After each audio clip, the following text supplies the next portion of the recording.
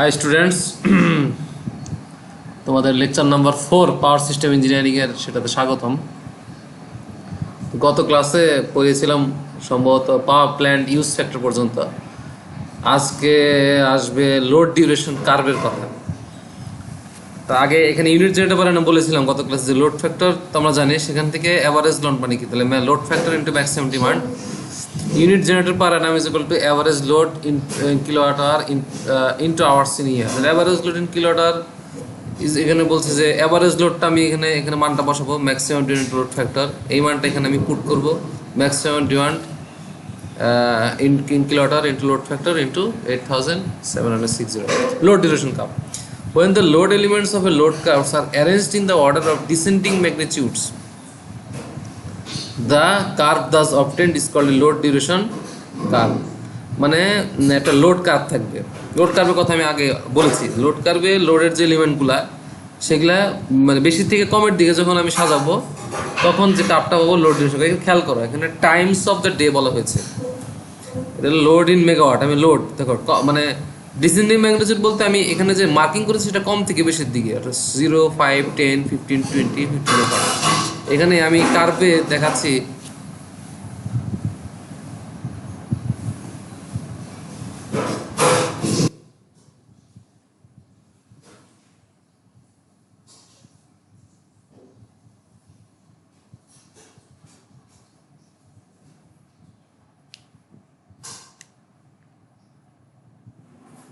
ওই নাই খেলাম না ওইলে শব্দ কারণ যাবো না।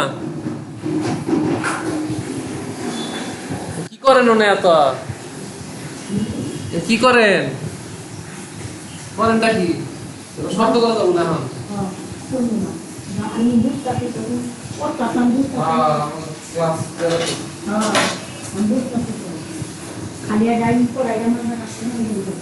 শেষ করেন।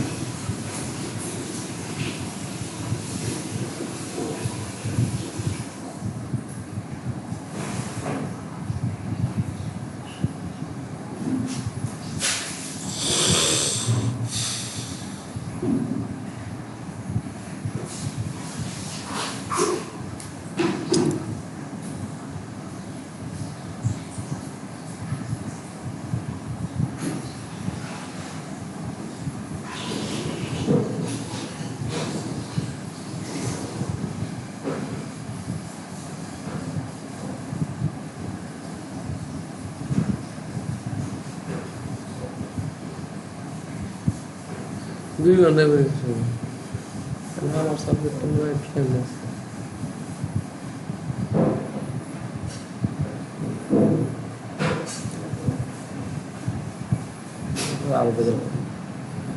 মাল্টিপল চয়েস দেবো, চলছে প্রথম যেগুলো রাইট ফলস, এটা কেন false statement, true is true, but give logical statement for the false answer.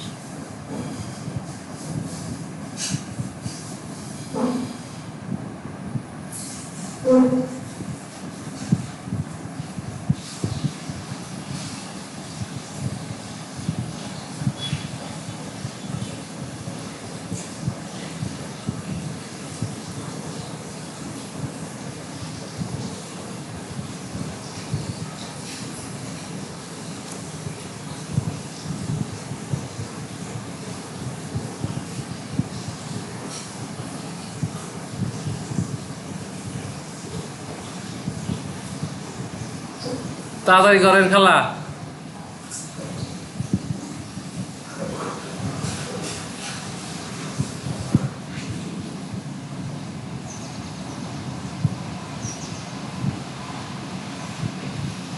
হইছে? আচ্ছা, when the load elements of a load curve are arranged in order of the descending magnitudes, সেটা বলেছি। তো আমি এখানে খেয়াল করেন, এখানে লোডস ইন মেগাওয়াট 0 থেকে 5, 5 থেকে 10, 15, 20, 25, মানে কম মান থেকে আমি বেশি বেশি মান নিচ্ছি। আমি দেখো এদিকে আওয়ার এখানে খেয়াল করে দিচ্ছি 12, 4, 8, 12, 16, 20, 24। তাহলে এখানে মানে এরকম যে কার্ভ তৈরি হচ্ছে, কীভাবে তৈরি হচ্ছে, টাইম অফ দ্য ডে যত সময় যাচ্ছে, অর্থাৎ যেমন 12টার সময়, সাপোজ ধরো রাত 12টা, তো রাত 12টার সময় রাত 12টা থেকে 4টা, এই সময় আমার লোড কত? 5 মেগাওয়াট। 4টা থেকে 8টা, এই সময় লোড কত? 15 মেগাওয়াট। 8টা থেকে 12টা, স্বাভাবিকভাবে সকাল 8টা থেকে 12টা, মানে 8, 12টা, 16টা, মানে 4টা, বিকাল 4টা, 8টা, এর সবচেয়ে বেশি লোড থাকবে। দেখো লোড 20 মেগাওয়াট, এটা হলো একটা কার্ভ। আবার এর টাইম দিছি, এর লোড দিছি। এই জায়গায় পরেরটাতে আরেকটা দেখানো হয়েছে, এটা লোড কার্ভ, এটা লোড ডিউরেশন কার্ভ। এখানেও একইভাবে আওয়ার্স দেখানো হয়েছে, ওয়াট দেখানো হয়েছে, কত, অর্থাৎ এখানে 0 থেকে 12টা পর্যন্ত, 0 থেকে 8টা পর্যন্ত দেখো 20, আবার 8টা থেকে 12টা 15, এইভাবে মানে বিষয়গুলো দেখানো হয়েছে। এটা তোমার সংজ্ঞা হিসেবে ইম্পর্টেন্ট বেশি। এখানে লোড ডিউরেশন কার্ভের অনেক আলোচনা করেছে। এখানে the following points may be noted, এটা একটা ইম্পর্টেন্ট।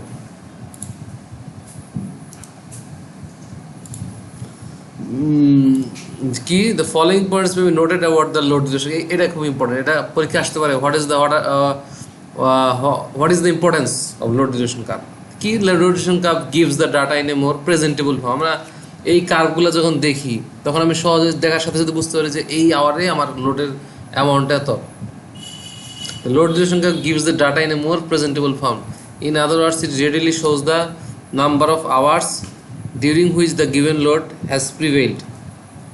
লোড ডিউরেশন কার্ভ কী দেয়? আমাদেরকে একটা ডাটা দেয়, আর অনেক বেশি প্রেজেন্ট করার মতো ফরম্যাট দেয় না, তা না অন্যথায় অন্যভাবে বলা যায় যে it readily shows the number of hours, এটা আমাদেরকে দেখায় number of hours during which the given load is prevail, অর্থাৎ এই নির্দিষ্ট সময়ের যদি কী পরিমাণ লোড আছে সেটা দেখায়। এটা আমরা দেখতে পাচ্ছি যে আমার সকাল 8টা থেকে 4টার মধ্যে আমার লোড আছে 20 মেগাওয়াট। এটা আমি পাই। অর্থাৎ তুমি যদি এই কার্ভটা বোঝো, কার্ভটা কী দেখাচ্ছে, তাহলে এই ইম্পর্টেন্স নিজেই লিখতে পারবা। Area under the load duration, আমি একটা এরিয়াতে রয়েছে, এটার প্রত্যেকটা আয়তক্ষেত্র তৈরি করছে, আয়তক্ষেত্র বা চতুর্ভুজ তৈরি করছে। তো এই যে area under the load duration curve is equal to that of the, এটা খুব important, equal to that of the corresponding load curve.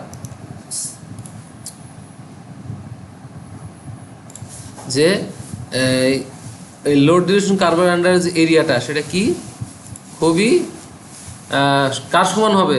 ওই সংশ্লিষ্ট যে লোড কার্ভ তার সমান হবে। লোড ডিউরেশন কার্ভের আন্ডারে যে এরিয়াটা ওই লোড কার্ভের সমান হবে। তুমি এখানে দেখো চিত্র দেখে বোঝা যাচ্ছে যে এটা এরিয়া, একই এরিয়া বোঝাচ্ছে, অর্থাৎ লোড কার্ভের যে এরিয়া, লোড ডিউরেশন কার্ভের area.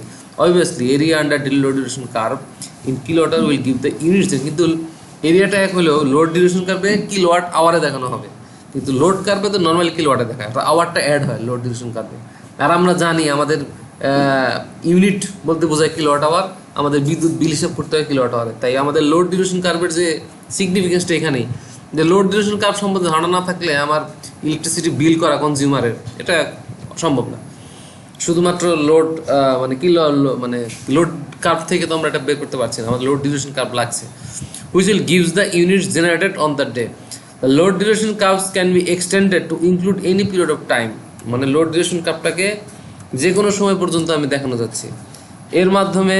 By laying out the abscissa from 0 hour to 8760 hours, অর্থাৎ আমি তো এখানে দেখাচ্ছি সারা দিনেরটা, আমি সারা বছরেরটাও দেখাতে পারবো নাকি? এটা হলো এমনি normal load duration curve for a day, কিন্তু অ্যানুয়াল লোড ডিউরেশন কার্ভ সেটাও আমি দেখাতে পারবো by laying out the abscissa from 0 hours to 8760, অর্থাৎ অ্যানুয়াল লোড ডিউরেশন কার্ভও দেখানো সম্ভব। The variation and distribution of demand for an entire year can be summarised in one curve, সেখানে আমি অবশ্যই একটা বছরের মানে মানে ভেরিয়েশন, ভিন্নতা এবং বন্টনটা দেখাতে পারবো ডিমান্ডের। This curve, the curve thus obtained is called the annual load. লোডের ক্যাটাগরি দেখা হচ্ছে, types of load, domestic load, commercial load, industrial load, municipal load, irrigation load, fraction load, এগুলো দেখানো হয়েছে। Types of demand factors. এখন তোমাদের এখানে আছে হলো অঙ্ক এই যে প্রথম অঙ্কটা, এগুলা খুব সহজ অঙ্ক, পরীক্ষা আসবে না। এই পরের অঙ্কগুলা দেখো, সূত্র, demand factor, maximum demand connected load 20/430, প্রত্যেকটা মান দেওয়া আছে, 20 মেগাওয়াট, 43 মেগাওয়াট, মান বসিয়ে দিচ্ছে, মান বসে জাস্ট বসানো। এগুলো সূত্র হিসেবে অবশ্যই মনে রাখতে হবে, কারণ এই ম্যাথগুলো আবার না করলে সূত্রগুলো ক্লিয়ার হবে না। সূত্রগুলো ক্লিয়ার পরবর্তী যে ম্যাথগুলো আছে, যেরকম কার্ভ বিশিষ্ট যে ম্যাথগুলা, এই কার্ভের ম্যাথগুলা, এগুলাও তুমি পারবে না। অতএব ওই সূত্রগুলা সূত্রগুলো খাটিয়ে যেটা করা সেটা করবে। এখানে আমি এই একটা অঙ্ক দেখাই, এই অঙ্কটা খুব ইম্পর্টেন্ট, দিস ম্যাথ। এই অর্থে ইম্পর্টেন্ট, এটা খুব যে মানে কি বলবো এটাকে, জবের পরীক্ষাগুলোতে বেশ কয়েকবার আমি এটা আসতে দেখেছি। তোমরা এটা অবশ্যই করবে, এই ম্যাথটাও মাথায় রাখার চেষ্টা করবে, এবং এই রিলেটেড পরবর্তী আরও কিছু ম্যাথ করানো হবে। এখানে কী বলেছে, a power station has a maximum demand of 15,000 kilowatt. একটা পাওয়ার স্টেশন আছে, তার সর্বোচ্চ ডিমান্ড আছে প্রায় 15,000 kilowatt. The annual load factor is 50%। তার বাৎসরিক যে লোড ফ্যাক্টর সেটা কত, 50%, এবং প্ল্যান্ট ক্যাপাসিটি ফ্যাক্টর কত, 40%। Determine the reserve capacity of the plant. Energy generated per annum, energy generated per annum হলো, সূত্র হলো maximum demand into load factor into hours in year. আমি আগেই বলেছি এনার্জি জেনারেটেড পার অ্যানাম মানে আমার অ্যাভারেজ লাগবে, অ্যাভারেজ লোড লাগবে। তুমি আমাকে বলো যে ম্যাক্সিমাম ডিমান্ডকে যদি লোড ফ্যাক্টরতে গুণ করে তাহলে কী পাওয়া যায়, অ্যাভারেজ ডিমান্ড পাওয়া যায় না। লোড ফ্যাক্টর মানে কি, average load by maximum demand, নিচের ম্যাক্সিমাম ডিমান্ড আর এই উপরের ম্যাক্সিমাম ডিমান্ড কাটাকাটি যায়, ইন্টু আওয়ার্স ইন ইয়ার। কারণ এটা টোটালটাই পড়ছে যে অ্যানুয়াল। পার অ্যানাম শব্দটা কি মিন করে, পার অ্যানাম শব্দটা মিন করে আমার অ্যানুয়াল। তো 15,000, 0.5, 8,760 কিলোওয়াট আওয়ার। এখানে plant capacity factor units generated per annum by plant capacity into hours in year. Unit generated মানে এইমাত্র বের করলাম, এটা আমি সূত্র জানি, মুখস্থ সূত্র, যে প্ল্যান্ট ক্যাপাসিটি ফ্যাক্টর। তাহলে আমি এই মানটা বসাবো, প্ল্যান্ট ক্যাপাসিটি এটার মান আওয়ার্স ইন ইয়ার আমি জানি, এটা মুখস্থ।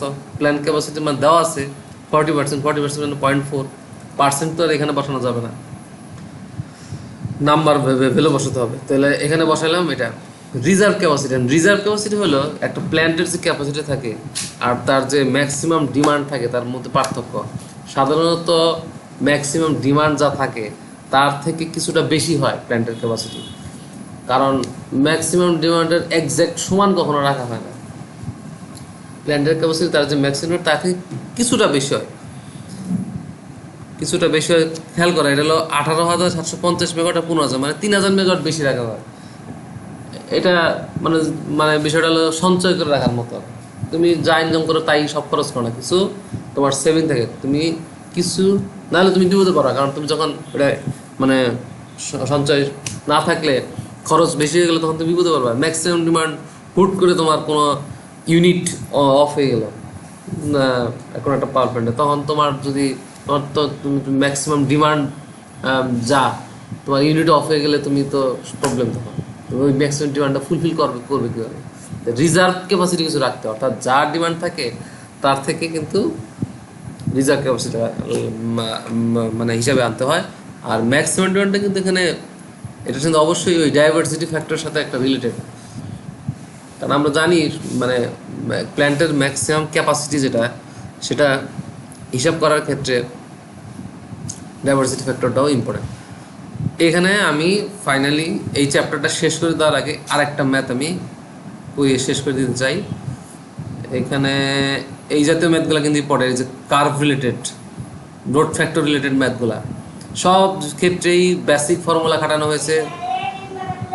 চিত্র দেখে ভয় পাওয়ার মতো কোনো কারণ নেই।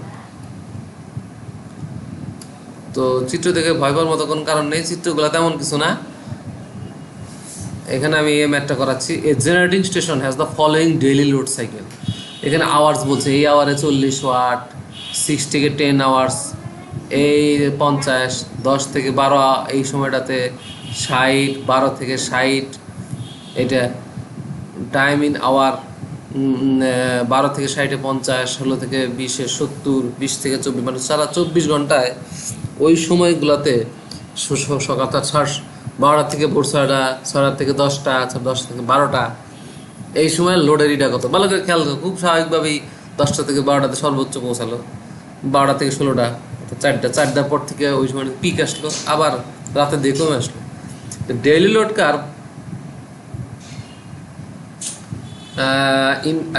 drawn by taking the load along y-axis। স্বাভাবিকভাবে লোডকে সবসময় উপর দিকে y-axis বরাবর রাখতে হবে, টাইমকে সবসময় x-axis বরাবর রাখতে হবে, নিয়মই। For the given load cycle আমি এটা বসাইলাম, এই অনুযায়ী বসাইলাম, আমি মার্কিং করলাম 0 থেকে 24 পর্যন্ত, উপরে মার্কিং করলাম। আমার সর্বোচ্চটা কত, সর্বোচ্চ এখানে 70, আমি 90 পর্যন্ত মার্ক করলাম, 70 পর্যন্ত আমার মিনিমাম করতে হবে, একটু বেশি করে নিলাম। এই দেখো এই অনুযায়ী রাখা হয়েছে, এই ডাটার উপর বেস করে কিন্তু আমার করা পুরাটাই। এখন দ্য লোড ডেলি কাপ থেকে it is clear from the load cup that maximum demand, এখন বলো ম্যাক্সিমাম ডিমান্ড কোথায়, ম্যাক্সিমাম ডিমান্ড দেওয়া গেছে 70, maximum demand of the power station is 70 megawatt and occurs during the period 16 to 20 hours, অর্থাৎ time period যখন 16 থেকে 20, এই সময়টাতে আমার এই ম্যাক্সিমাম পিকটা আমার হচ্ছে ম্যাক্সিমাম 70। একটা অ্যান্সার শেষ, সবচেয়ে সহজ অ্যান্সার ছিল সেটা, যেটা আমার এই ভ্যালু থেকেই বলা যায়, কার্ভ না আঁকলেও বোঝা যায়। আচ্ছা, এরপরে বলছে কি unit generator per day, unit generator per day সূত্র আমরা জানি এরিয়া, এটা আমরা ডেইলি লোড কার্ভে বলেছি যে ইউনিট জেনারেটর পার ডে মানে হলো লোড কার্ভের আন্ডারে যে এরিয়া থাকে কিলোওয়াট আওয়ারে। তাহলে এখানে 10⁻³ মানে হলো কিলোওয়াট আওয়ার না, ওই ওয়াট 10⁻³ ওই প্রামটা বাইরে বাইরে রেখেছে, মানে মেগাওয়াট, তো মেগাওয়াট মানে কি 10⁻³ কিলোওয়াট, তো 10⁻³ আমার বাইরে এনেছে, কারণ এরিয়াটা অবশ্যই কিলোওয়াট আওয়ার হবে, এখানে 10⁻³। যদি বলতো এরিয়াটি মেগাওয়াট আওয়ার তাহলে কিন্তু এই 10⁻³ হতো না। তাহলে প্রত্যেকটা ভ্যালু অর্থাৎ 40, এই যে 40 কত সময় ধরে 6 ঘন্টা, 50 6 ঘন্টা, এর প্রত্যেকটা মান বসাইছে, মান বসানোর পরে এইগুলা অর্থাৎ 40 × 60, 50 × 4, 16 × 2, 15 × 4, 17 × 4, 40 × 4, এই প্রত্যেকটা মান বসানোর পরে আমার যে রেজাল্ট সেটা কিলোওয়াট আওয়ার হলো ইউনিট জেনারেটর পার ডে। এখন আসি, আমি এই দুইটা মান যদি জানি তাহলে বাকি মানগুলো বের করা খুব সহজ, অর্থাৎ average load unit generator per day by 24 hours, unit generator per day এইমাত্র বের করলাম 24 আওয়ার, আমি জানি 24 ভাগ দিলাম হয়ে গেল। এখানে এটা কিন্তু কিলোওয়াট আওয়ার, এখানে নিচে আবার আওয়ার, তাহলে আওয়ার কাটা গেল, কিলোওয়াট থাকলো। একক গেলে কিন্তু খুব ইম্পর্টেন্ট, তুমি যখন ইউনিট বের করবা সেই ইউনিটে কিন্তু অবশ্যই কিলোওয়াট আওয়ার হবে, তুমি এখানে কিলোওয়াট দিতে পারো না, কারণ আমরা জানি ইউনিট জেনারেটর পার ডে হোক, পার মান্থ হোক, পার ইয়ার হোক, প্রত্যেক কিলোওয়াট আওয়ার হবে। লোড ফ্যাক্টর অ্যাভারেজ লোড এইমাত্র বের করলাম, ম্যাক্সিমাম ডিমান্ড একদম শুরুতে বের করেছে 70, মান বসে দিলেই হয়ে গেল। তো আশা করি রিলেটেড ম্যাথগুলো পারবে, এগুলো থাকার সম্ভাবনা বেশি, কিছুটা বানানো হতে পারে, তবে এমন বানানো হবে না যে সূত্রের বাইরে থাকবে, ফর্মুলার উপর বেস করেই থাকবে। এই চ্যাপ্টার শেষ, তোমাদের আরও 2 থেকে 3 চ্যাপ্টার আছে এই বইয়েরই, আর তোমাদের পাওয়ার এই স্টিভেনসনের বইয়ের আরও 1 থেকে 2 চ্যাপ্টার, অর্থাৎ মোটামুটি এই বই এবং স্টিভেনসনের বই মিলে চারটা চ্যাপ্টার পড়ালেই তোমাদের সেমিস্টারের সিলেবাস শেষ পাওয়ার সিস্টেম। তো সবাই ভালো থাকবে, বাকি পরীক্ষাগুলো ভালোভাবে দিবে, সবার সুস্থতা কামনা করে বিদায় নিচ্ছি, আল্লাহ হাফেজ।